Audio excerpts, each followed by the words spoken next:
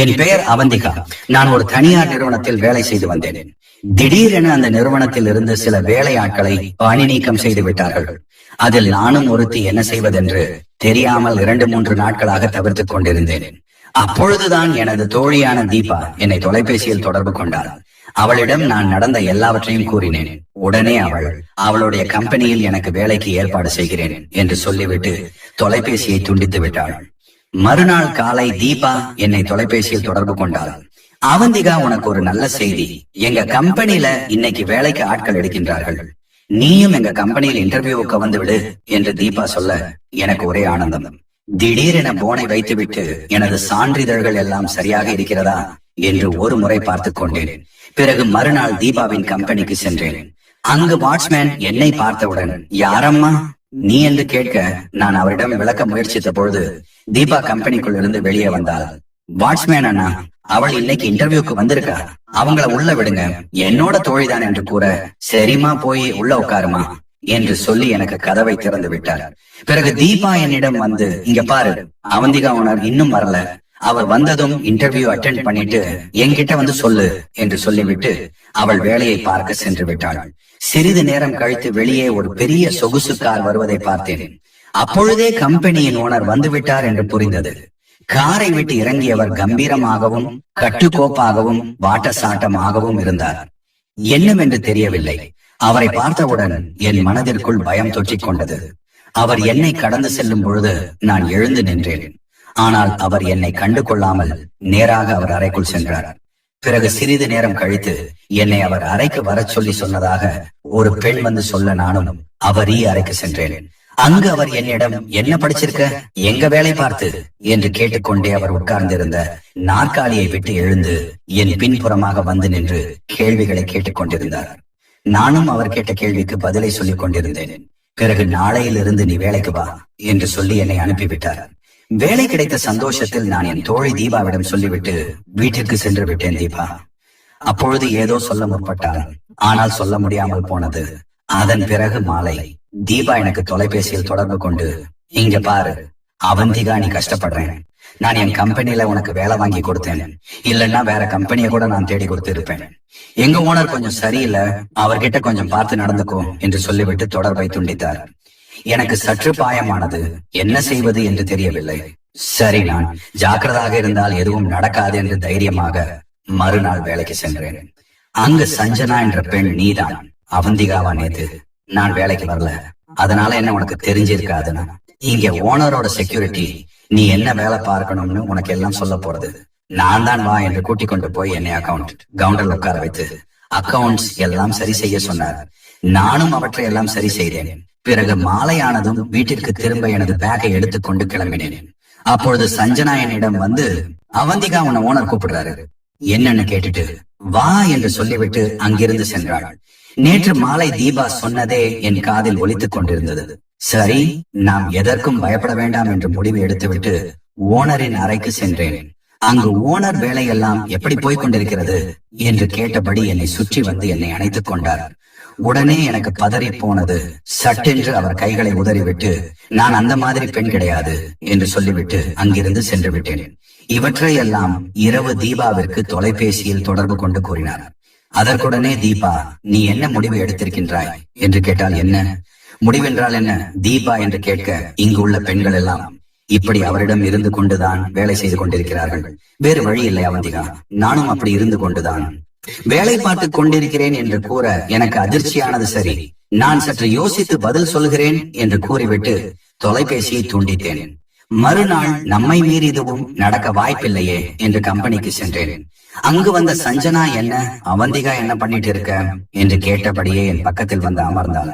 ஒன்றுமில்லை, கொஞ்சம் வேலை பெண்டிங் இருந்தது, அதுதான் சரி பண்ணிட்டு இருக்கேன் என்று சொல்லி எனது வேலையை தொடர்ந்தது. அப்பொழுது ஓனரிடம் இருந்து சஞ்சனாவிற்கு அழைப்பு வந்தது.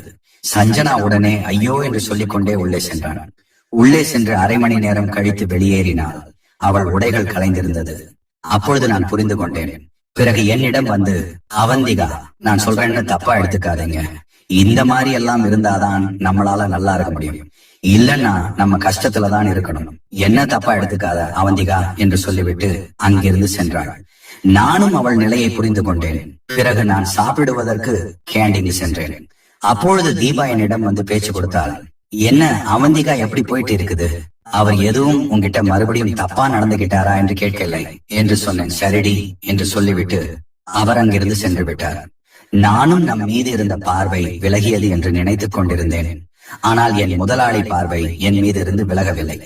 என்னை கேமரா மூலமாக கண்காணித்துக் கொண்டிருந்தார். நான் பேசுவது, நடப்பது, சிரிப்பது என்று ஒவ்வொன்றையும் ரசித்துக் கொண்டிருந்தார்.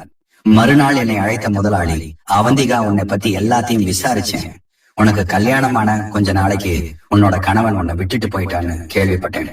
இப்போ உங்க அப்பா அம்மா கூட நீ இருக்கிறன்னு தெரிஞ்சுக்கிட்டேன். அவங்களுக்கும் வயசாயிடுச்சு. அவங்கள நீதான் பாத்துக்கிற, குடும்பத்துல ரொம்ப கஷ்டம் என்றும் கேள்விப்பட்டேன் என்று கூறிக்கொண்டே மறுபடியும் தன் நாற்காலியை விட்டு எழுந்து என்னை சுற்ற ஆரம்பித்தார். அப்பொழுதே நான் புரிந்து கொண்டேன். என் சார், உங்கள மாதிரி ஆளுங்க எங்களை பயன்படுத்துகிறார்கள் என்று தலையை குனிந்தபடியே அவரிடம் சொல்ல, அப்படியெல்லாம் ஒன்றுமில்லை அவந்திகா, உன்னை எனக்கு ரொம்ப பிடிச்சிருந்தது, அதனால மட்டும்தான் என்று சொல்லி மறுபடியும் என் தோள்களின் மேல் கை வைத்தார். நான் அவர் கையை தள்ளிவிட்டு மறுபடியும் சொல்கிறேன் சார், நான் அந்த மாதிரி பொண்ணு கிடையாது என்று சொல்லிவிட்டு அங்கிருந்து வெளியே வந்து விட்டேன். சிரித்தபடியே தனது நாற்காலியில் அமர்ந்தார். என் முதலாளி மறுநாள் பணிக்கு சென்ற என்னை சஞ்சனா அழைத்தார். என்ன அவந்திகா, நான் கேள்விப்பட்டதெல்லாம் உண்மையா? நீ நம்ம முதலாளிக்கு பிடி கொடுக்காமல் இருக்கியாமே, அவ்வளவு நல்ல பொண்ணா இருக்க, இப்படியே இருந்துக்கோ என்று சொல்லிவிட்டு சென்றாள். ஆனால் முதலாளியும் சஞ்சனாவும் எனக்காக திட்டம் தீட்டியது எனக்கு தெரியவில்லை. அது என்ன திட்டம் என்றால், சஞ்சனாவிடம் முதலாளி, சஞ்சனா இந்த அவந்திகா எனக்கு பிடி கொடுக்கவே மாட்டேங்கிறா, அதனால நான் போர்டு மீட்டிங் ஏற்பாடு பண்ணிருக்கேன் என்று சொன்ன முதலாளியை பார்த்து சஞ்சனா சிரித்தாள். நீங்க போர்டு மீட்டிங்னு சொன்னா அவ உங்க கூட வந்துருவான்னு நீங்க நினைக்கிறீங்களா என்று கேட்க, நான் சொன்னா வரமாட்டான், நீ சொன்னா வருவாள், நீ சொல்லு, அவ கண்டிப்பா வருவா. அப்புறம் அது மட்டும் இல்ல, நான் கொடுக்கிற ட்ரெஸ் தான் அவ போட்டு வரணும் என்று கூறியபடி சஞ்சனாவின் கைகளில் ஒரு சுடிதாரை கொடுத்தான். முதலாளி அதை எடுத்துக்கொண்டு போய் சஞ்சனா அவந்திகாவிடம் கொடுத்து, நாளைக்கு உனக்கு போர்டு மீட்டிங் நடக்குது, நீயும் அவரும் மட்டும்தான் போறீங்க என்று சஞ்சனா அவந்திகாவிடம் பல முறை எச்சரிக்கும்படி கூறினார். அதை புரிந்து கொண்டால் அவந்திகா மறுநாள் முதலாளியும் அவந்திகாவும் போர்டு மீட்டிங்கிற்காக ஒரு பெரிய ஹோட்டலுக்கு சென்றார்கள். தன் முதலாளி கொடுத்த ஆடையை தனக்கு அழகாக இருக்கிறது என்று சஞ்சனாவிடம் சொல்லிவிட்டு வந்தால், அவந்திகா ஹோட்டலில் தனி அறையில் முதலாளி இருக்க, எங்க சார் இன்னும் கிளைண்ட காணும் என்று சொன்னபடி உள்ளே நுழைந்தாள். அவந்திகா, வா அவந்திகா, இந்த ஆடை உனக்கு ரொம்பவே அழகா இருக்கு, உன்னோட எடுப்பான உடம்பு அழகா காட்டுது என்று கூறிக்கொண்டு அவள் அருகில் சென்றாள். அவந்திகா அமைதியாகவே நின்றாள்.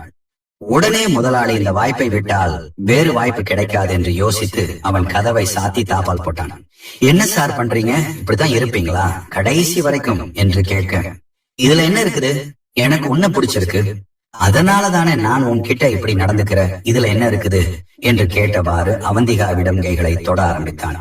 ஏன் சார் இப்படி நடந்துக்கிறீங்க, என்கிட்ட என்ன இருக்கோ அதேதானே உங்க மனைவி கிட்டையும் இருக்கு, நீங்க இப்படி ஒவ்வொரு பொண்ணுகிட்டையும் இந்த மாதிரி நடந்துகிட்டா உங்க மனைவியும் அவந்திகா கிட்ட தப்பா நடந்துக்கிறீங்க என்று கேட்டுக்கொண்டு நகர்ந்தாள் அவந்திகா. ஆனால் அவளை வலுக்கட்டாயமாக கட்டி அணைத்துக் கொண்டான். பிறகு அவனை கட்டிலில் தள்ளிவிட்டு அங்கிருந்து சென்று விட்டாள். முதலாளியோ அவந்திகாவை பார்த்து சிரித்துக் கொண்டிருந்தான். நீங்க இப்படி நடந்துக்குவீங்கன்னு தெரிஞ்சா நான் இங்க வந்து இருக்கவே மாட்டேன், என மன்னிச்சுக்கோங்க என்று சொல்லியபடி ஹோட்டல் விட்டு வெளியேறினாள். அவந்திகா மறுநாள் காலையில் அலுவலகம் சத்தம் இல்லாமல் இருந்தது. அவந்திகாவுக்கு சற்று சலனமாக இருந்தாலும் எதிர்பார்க்காத அமைதி தன்னை இன்னும் பதற்றத்துக்குள் கொண்டு போனது. அப்பொழுது அங்கு வந்த ஒரு பெண், அவந்திகா உங்கள் பாஸ் கூப்பிடுறாங்க என்று சொல்லிவிட்டு உள்ளே சென்றாள். அவள் சென்ற மறுநொடி தீபா அங்கு வந்து, அவந்திகா நீ செஞ்சது தப்பு இல்ல, ஆனா நீ எடுத்து இருக்கிற முடிவு என்ன சொல்லு. அவந்திகா தீபா காதில் அருகில் சொன்னால், அவங்க என்ன வேலை விட்டு தூக்கினாலும் பரவாயில்ல, நான் அவங்களுக்கு ஒரு நாளும் அடிமையா இருக்க மாட்டேன், இந்த மாதிரி ஒரு சூழ்ச்சியில நான் எப்பவுமே மாட்ட மாட்டேன் என்று கூறினாள். அவந்திகா முதலாளியின் அறைக்கு சென்றாள். முதலாளிக்கு முன்னால் அவந்திகா நிதானமாக நின்றாள்.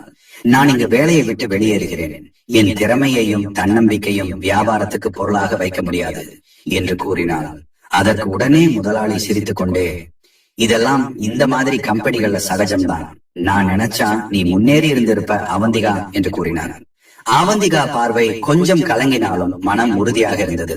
நீங்க ஒரு பெண்ணை முன்னேற வைக்கலைங்க, அவளை அடிமையாக வைக்கணும்னு நினைச்சுக்கிறீங்க என்று முகத்தில் அடுத்தபடி பேசிவிட்டு முதலாளிடம் தன் முதல் மாத சம்பளத்தை வாங்காமலேயே வெளியேறினாள். அந்த கம்பெனியை விட்டு வெளியேறியதும் மெல்லிய காற்று ஜில் என்று அவள் முகத்தில் வந்து வீசியது. அது வலி தராத சுதந்திரம் போல் இருந்தது. அவந்திகாவிற்கு தீபா ஓடி வந்தாள். அவந்திகா, சாரி, நானே தான் இந்த வேலைக்கு அழைத்தேன், ஏதாவது வேற வேலை என்று தீபா கூற ஆரம்பிக்க, அவந்திகா உடனே அவள் கையை பிடித்து, நீ என்னை பற்றி கவலைப்படாதே என்றாள். அன்று அவந்திகா அவள் வேலையை மட்டும் விட்டுவிட்டு வரவில்லை.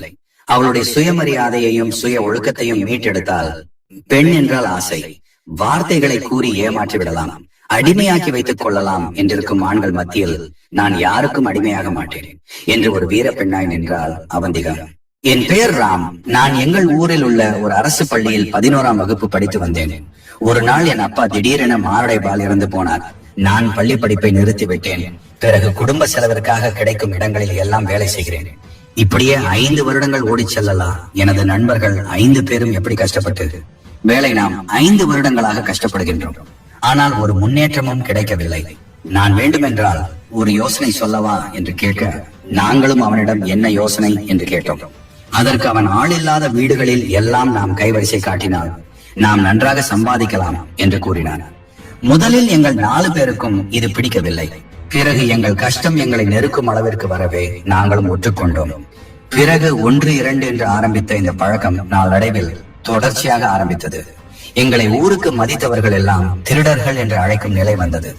ஆனால் நாங்கள் 5 பேரும் அதை நினைத்து ஒருபோதும் வருந்தியது கிடையாது. எங்களுக்கு கைக்கு நிறைவே காசு வருகிறது என்று நாங்கள் திருட்டு வேலைகளில் ஈடுபட்டோம். பிறகு எங்கள் வீட்டிற்கு நான் பணம் தருவதையும் நிறுத்திவிட்டேன்.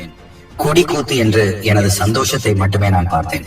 ஒரு நாள் திருடச் சென்று விட்டு திரும்பி வரும் பொழுது ஒரு பெண்ணின் வீட்டிற்குள் நுழைந்தேன். அந்த பெண்ணும் திருடன் என்று கத்த, நான் அந்த பெண்ணை கீழே தள்ளிவிட்டு சென்று விட்டேன். 2 நாட்கள் கழித்து நான் என் நண்பனை பார்ப்பதற்காக பேருந்தில் சென்ற பொழுது ஒரு பெண்ணை பக்கத்தில் சென்று நின்று கொண்டிருந்தேன். அப்பொழுது இருந்த ஒரு பெண் அவளிடம், என்ன சங்கீதா, நைட்டு உன் வீட்டில் திருடன் வந்துட்டான்னு கேள்விப்பட்டார், உண்மையா என்று கேட்க, ஆமாம் அக்கா, நைட்டு நான் அவனை பார்த்து பயந்துட்டேன். இங்க பாருங்க, என்ன புடிச்சு அவன் தள்ளி விட்டதில் என் கையில காயமே ஆய்போச்சு என்று அவள் காயத்தை காட்டிய பொழுது எனக்கு மிகவும் வருத்தமாக இருந்தது. ஏனென்றால் அவளை தள்ளிவிட்டதே நான் தான். பிறகு என் அம்மாவிடம் சென்று அவர் வீட்டில் முகவரியை கொடுத்து அவளை பெண் பார்க்க சொல்லி அனுப்பினேன்.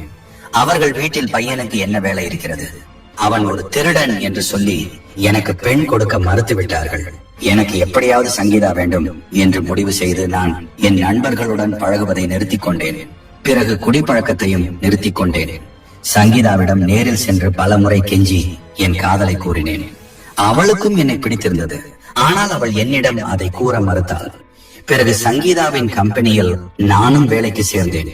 அவளிடம் எப்படியாவது நல்ல பெயர் எடுத்து அவள் காதலை அவள் வாயாலே சொல்ல வேண்டும் என்று முடிவெடுத்தேன். அதற்கு தேவையான முயற்சிகள் எல்லாவற்றையும் செய்தேன். பிறகு ஓரிரு மாதங்களில் அவளே அவள் காதலை என்னிடம் வந்து கூறினாள். அதன் பிறகு அவள் வீட்டில் நான் திருமணம் செய்து கொண்டால் ராமை தான் திருமணம் செய்வேன், இல்லை என்றால் திருமணமே செய்து கொள்ள மாட்டேன் என்று வீட்டில் கட்டாயப்படுத்தி என்னை அவள் திருமணம் செய்து கொண்டாள். பிறகு நாங்கள் இருவரும் சந்தோஷமாக வாழ்ந்து வந்தோம்.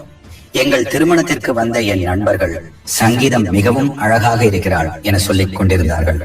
அது மட்டுமில்லாமல் எனக்கு இப்படி ஒரு மனைவி கிடைத்ததில் அவர்கள் எல்லோருக்கும் பொறாமை, அதிலும் குறிப்பாக விஷ்ணுவிற்கு அதிகமாகவே பொறாமை இருந்தது. எங்கள் ஊரில் என்னை யாரும் மதிக்க மாட்டார்கள். ஆனால் சங்கீதா வேண்டும் என்று நான் பிடிவாதமாக இருந்ததால், நான் என் தீய பழக்கங்களை எல்லாம் விட்டொழித்ததால் என்னை எல்லோரும் மதிக்க ஆரம்பித்தார்கள். நானும் சங்கீதாவும் மிகவும் சந்தோஷமாக வாழ்ந்து வந்தோம். ஒன்றாகவே வேலைக்கு செல்வது, ஒன்றாகவே வேலை செய்வது, மாலை ஒன்றாகவே விஷ்ணுவிற்கு எப்படியாவது என் மனைவியை அடைந்து விட வேண்டும் என்று ஒரு சபலமான புத்தி இருந்தது. அது எனக்கு ஆரம்பத்தில் தெரியவில்லை. என் நண்பர்கள் மூவரும் எங்கள் வீட்டிற்கு திருமணமானதிலிருந்து வருவதை நிறுத்திக் கொண்டார்கள். ஆனால் விஷ்ணு மற்றும் அடிக்கடி வந்து கொண்டிருந்தான். இதை பார்த்து என் மனைவி என்னிடம் வந்து சண்டையிட்ட, உன் நண்பன் இங்கே வந்துதான் தண்ணி அடிப்பானா என்று சத்தம் போட்டால், நான் உன்னிடம் பலமுறை எடுத்து கூறினேன் இவ்வாறு செய்யாதே என்று. ஆனால் அவன் கேட்கவில்லை. ஒரு நாள் நான் வீட்டில் இல்லாத பொழுது சங்கீதா மட்டும் தனியாக வீட்டில் இருக்கிறதை அறிந்து கொண்ட விஷ்ணு எங்கள் வீட்டிற்கு சென்று சங்கீதாவிடம் ஆம்லெட் போட்டு கேட்டு சரக்கு பாட்டில் எடுத்து டைனிங் டேபிள் மேல் வைத்து சங்கீதாவை டம்ளரை எடுத்து வர சொல்லியிருக்கின்றான். ஆனால் சங்கீதாவோ மிகவும் கோபம் அடைந்து விஷ்ணுவை மிகவும் கடுமையாக திட்டி அங்கிருந்து வெளியே போக சொல்லியிருக்கிறாள். அவனோ எப்படி என்னிடமிருந்து தப்பிக்கிறார் என்று பார்த்து விடுகிறேன் என்றாவது. ஒரு நாள் நீயே என்னை ஏற்றுக்கொள் என்று என்னிடம் வந்து மண்டியிட்டிருப்பாய் என்று அவளை மிரட்டிவிட்டு அங்கிருந்து சென்றிருக்கிறான். 5 மாலை நான் வீட்டிற்கு வந்த பொழுது சங்கீதா ஒரு மூலையில் அன்று அழுது கொண்டிருந்தாள். எனக்கு நெஞ்சம் பதைபதைத்தது. என்ன சங்கீதா, என்ன ஆச்சு? ஏன் இப்படி உட்கார்ந்து இருக்க என்று அவள் அருகில் சென்று நான் கேட்டேன். உடனே அவள் நடந்த எல்லாவற்றையும் கூற நான் அதிர்ச்சியில் விஷ்ணுவின் வீட்டிற்கு சென்று அவனிடம் சண்டை போட்டேன். அவனும் நான் அவ்வாறெல்லாம் செய்யவில்லை, உன் மனைவிதான் என்னிடம் தவறாக நடந்து கொண்டாள் என்று என் மனைவியை பற்றி என்னிடமே தவறாக சொல்லி என்னை அவன் வீட்டிலிருந்து வெளியே தள்ளிவிட்டான். பிறகு நான் என் மனைவியிடம் வந்து, சரி சங்கீதா, நாம் இனி இங்கு இருக்க வேண்டாம், உன்னை இவன் தொந்தரவு செய்கிறான் என்றால் நாம் வேறு இடத்திற்கு போய்விடலாம் என்று சொல்லிவிட்டு நாங்கள் பக்கத்து ஊரில் குடிபெயர்ந்து விட்டோம். ஆனால் விஷ்ணுவின் தொல்லை அங்கேயும் விடவில்லை. நான் வேலை காரணமாக அடிக்கடி வெளியூர் செல்ல வேண்டியிருந்தது. அதனால் வீட்டில் சங்கீதா மட்டுமே தனியாக இருப்பாள். நாங்கள் பக்கத்து ஊரில் இருந்து புதிதாக வந்தோம் என்பதால் சங்கீதாவிற்கு பக்கத்தில் யாரும் அறிமுகம் கிடையாது. எனவே வீட்டில் அவள் மட்டுமே தனியாக இருப்பாள். ஒரு நாள் கம்பெனியில் இருந்து சங்கீதா நடந்து வந்து கொண்டிருந்த பொழுது தனது பைக்கில் வந்த விஷ்ணு சங்கீதாவிடம் வம்பு வளர்த்திருக்கிறான். அதில் கோபம் அடைந்த சங்கீதா ரோடு என்றும் பார்க்காமல் விஷ்ணுவின் கன்னத்தில் பலார் என்று அறைவிட்டாள். இதனால் மிகவும் அவமானப்பட்ட விஷ்ணு அன்றிரவே எங்கள் வீட்டிற்கு வந்து என் மனைவியிடம் தவறான முறையில் நடந்து கொண்டான். ஆனால் எப்படியோ அவனிடமிருந்து தப்பித்து சங்கீதா வேறு ஒரு அறையில் சென்று சங்கீதா கதவை பூட்டிக் கொண்டாள். அவனால் சங்கீதாவை எதுவும் செய்ய முடியாமல் அங்கிருந்து சென்று விட்டான். பிறகு மறுநாள் காலை விடிந்ததும் சங்கீதா பயத்தில் எனக்கு தொலைபேசியில் தொடர்பு கொண்டு நடந்த எல்லாவற்றையும் என்னிடம் கூறினான். என் மேனேஜரிடம் அனுமதி வாங்கிக் கொண்டு வெளியூரிலிருந்து எங்கள் ஊருக்கு வந்தேன். ஊருக்கு வந்த நான் சங்கீதாவை பார்க்க சொல்லாமல் நேராக விஷ்ணுவின் வீட்டிற்கு சென்றேன். ஆனால் அங்கு எனக்கே அதிர்ச்சி காத்துக் கொண்டிருந்தது. விஷ்ணுவின் வீட்டில் அவனது வேலைக்காரி மயங்கி கிடந்தாள். என்னவென்று நான் அவளை எழுப்ப முயற்சிக்கும் பொழுது விஷ்ணு அங்கே சில ஆட்களை அழைத்து வந்து எங்கள் வேலைக்காரியை ராமு கொன்று விட்டான் என்று என் மேல் பழி போட்டான். வேலைக்காரியை நான் எழுப்ப முயற்சிப்பதை பார்த்து அங்கு இருந்தவர்கள் எல்லோரும் நான் தான் அவளை கொலை செய்திருப்பேன் என்று நினைத்துக் கொண்டு என்னை போலீசிடம் ஒப்படைத்து விட்டார்கள். நான் அவர்களிடம் எப்படியாவது உண்மையை சொல்ல முயற்சித்தேன். ஆனால் அவர்கள் நான் சொல்வதை எல்லாம் கேட்கவில்லை. என்னை சிறையில் அடைத்து விட்டார்கள். நான் சிறைக்கு சென்றது விஷ்ணுவிற்கு இன்னும் வசதியாக ஆனது. சங்கீதா காவல் நிலையத்தில் வந்து என்னை பார்த்தால் நடந்த எல்லாவற்றையும் சங்கீதாவிடம் கூறினேன். அவள் அந்த விஷ்ணு உங்களை பழிவாங்கி விட்டான் என்று சொல்லிவிட்டு என் மற்ற 3 நண்பர்களையும் பார்க்க சென்றாள். என் மற்றும் 3 நண்பர்களும் விஷ்ணுவிடம் வந்து ஏன் இப்படி செய்தாய் என்று சண்டை போட்டார்கள். ஆனால் விஷ்ணுவோ வளைந்து கொடுப்பதாக தெரியவில்லை. என்னை வெளியில் எடுப்பதற்கு என் நண்பர்கள் 3 மிகவும் கஷ்டப்பட்டார்கள். ஆனால் என்னை அவர்களால் வெளியில் எடுக்க முடியவில்லை. பிறகு என்ன செய்வது என்று புரியாமல் சங்கீதாவே விஷ்ணுவிடம் சென்று மன்னிப்பு கேட்டாள். ஆனால் விஷ்ணுவோ உன் கணவன் வெளியில் வர வேண்டும் என்றால் என் படுக்கை அறைக்கு வர வேண்டும், என்னுடன் விலாசமாக இருக்க வேண்டும் என்று என் மனைவியிடம் கூறினான். சங்கீதாவும் என்னை சிறையிலிருந்து வெளியில் எடுக்க வேறு வழி இல்லாமல் ஒத்துக்கொண்டால் எல்லாம் முடிந்த பிறகும் கூட விஷ்ணு என்னை வெளியே எடுத்து விடுவான் என்று என் மனைவி நம்பினாள். ஆனால் விஷ்ணு உன்னை பழிவாங்க வேண்டும் என்றால் உன் கணவன் உள்ளே இருந்துதான் ஆக வேண்டும், அப்பொழுதுதானே நான் உன்னை தினம் தினம் அனுபவிக்க முடியும் என்று அவளிடம் கூராத்திரம் தாங்க முடியாத அவள் பக்கத்தில் இருந்த சரக்கு பாட்டிலை எடுத்து அவள் தலையில் அடித்துக் கொண்டு விஷ்ணு வீட்டை விட்டு வெளியே ஓடி வந்து என்னை காப்பாற்றுங்கள். இந்த விஷ்ணுவிடம் என் கணவனை வெளியில் எடுக்க சொல்லி வந்தால் அவன் என்னை என் அனுமதி இல்லாமல் என்னிடம் தவறாக நடந்து கொண்டான். அது மட்டுமில்லாமல் என்னை கொலை செய்ய பார்க்கிறான் என்று என் மனைவி கூறி ஆளத் தொடங்கினார். அக்கம் பக்கத்தில் இருந்தவர்கள் எல்லாம் என் மனைவியின் அலங்கோலத்தை பார்த்து அவன் தலையில் ரத்தம் வடிவதையும் பார்த்து கோபம் அடைந்து விஷ்ணுவை அடித்து உரைத்தார்கள். பிறகு காவல் நிலையத்திற்கு விஷ்ணுவை அழைத்து வந்தார்கள். அப்பொழுது என் மனைவி காவலர்கள் எல்லோரிடம் என்னிடம் இவன் தவறாக நடந்து கொள்வதற்காக தான் என் கணவனை இவ்வாறு மாற்றி விட்டிருக்கிறான் என்று கூறினாள். ஆனால் முதலில் காவலர்கள் அதை நம்பவில்லை. விஷ்ணுவிற்கு கொடுக்கப்பட்ட கெடுபடியான விசாரணையில் விஷ்ணு எல்லா உண்மைகளையும் ஒத்துக்கொண்டான். அன்று என் மனைவியிடம் தவறாக நடக்க முயற்சித்த பொழுது அதில் எப்படியோ என் மனைவி தப்பித்து விட்டால் அதே மோகத்தில் வந்த விஷ்ணு அவர்கள் வீட்டு வேலைக்காரியிடம் தவறாக நடக்க முயற்சி செய்திருக்கிறார். ஆனால் வேலைக்காரி தன் ஆசைக்கு இணங்காததால் அவள் முகத்தில் தலையணை வைத்து அமர்த்தி கொன்று விட்டு பின் அவளை பார்த்து விட்டேன் என்று ஒத்துக்கொண்டான். பிறகு அந்த பழியை தூக்கி என் மேல் போட்டதாக அவன் கூறினான். இது எல்லாவற்றையும் கேட்ட காவலர் மிகவும் கோபமடைந்த விஷ்ணுவை சரமாரியாக அடித்து உதைத்து சிறைக்கு தள்ளினார். பிறகு என் மனைவி இனி நாம் இருக்க வேண்டாம், தனி கொடுத்தனம், எல்லாம் ஒன்றும் வேண்டாம் என்று கூறி என்னை அவள் வீட்டுக்கு கூட்டி சென்றாள். இனிமேல் தனி கொடுத்தனம் இருக்க வேண்டாம் என்று முடிவு எடுத்து நான், என் மாமியார் மாமனார், என் அம்மா, என் தங்கை என 6 பேரும் ஒரே குடும்பத்தில் ஒன்றாக வாழ்ந்து வந்தோம். நான் செய்த திருட்டு